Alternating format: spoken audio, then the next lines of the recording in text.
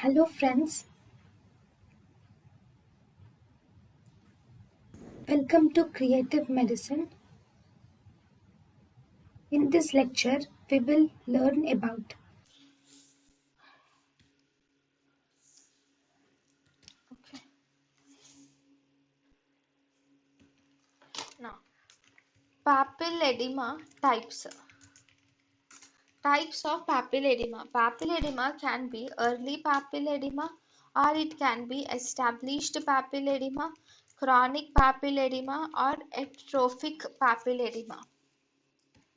Overall, the treatment of all these types of papilledema is to treat the cause of the disease. So we will learn each of them in detail. thank you and thank you for watching.